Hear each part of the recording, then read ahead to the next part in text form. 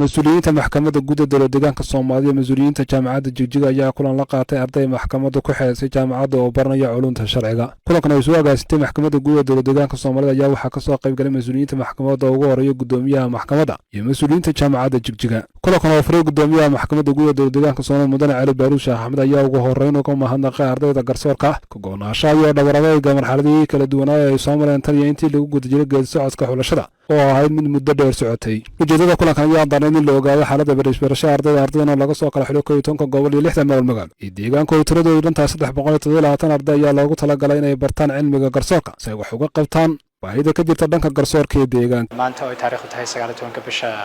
9/2017 waxaanu ballan lahayn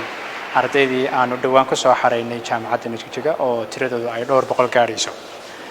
ardayda waxaa laga soo wada xulay dhammaan degmooyinkeena 95 degmo iyo gobolada oo dhanba. sida aan wada ogsoonahay hay'adaheena cadaaladda siiba gaar ahaan hay'adaha garsoorka adeegyada aan wadno tayeyntooda iyo tiradooda kordhintooda labadaba caqabadaha nala soo darsay waxaa kamid ah in cudud shaqaale oo nagu filan aanan haysan cududda shaqaale ee nagu filan aanan haysanin si aan uga gudubno laga marman waxaanu aragnay in cudud shaqaale oo dhalinyaro ah inaan wax barno طبعا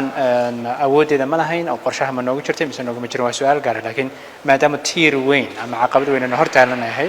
xal waxa loo arkay in arrin dhalinyaro wax la baro si jiilka dambe ee hay'adan u hanta ay noqdaan adeegana u qabta ummadeena taa anaga ka duwan jaamacadda Jigjiga ayaanu heshiis la galay jaamacadda Jigjiga heshiiska waxaan la galay in dhowr boqol oo arday ay noogu bilaabaan culuumta sharciyada kuwooda asaasiga ah waliba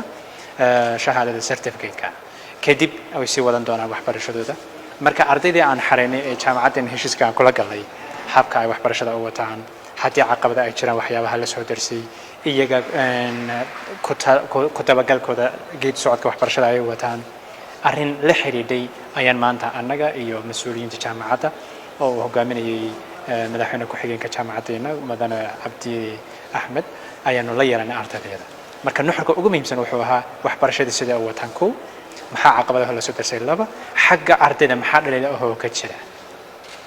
si arrintu aan noqon arrin aan jaamacadda ku wareejinay oo aan gacanta uga qaadnay anagu sababta marka ay soo baxaan anaga baa noo imanayaan anaguna bulshadii baan u geenaynaa bulshadii baa adeeg siinaya marka nuxurka ugu weyn wuxuu ahaa anagu ka duulanay heshiiskii jaamacadda aanu la galay ee wax lagu bariyay ardaydeena dhalinyarada ee dhowr ka boqol ruux gaaraysa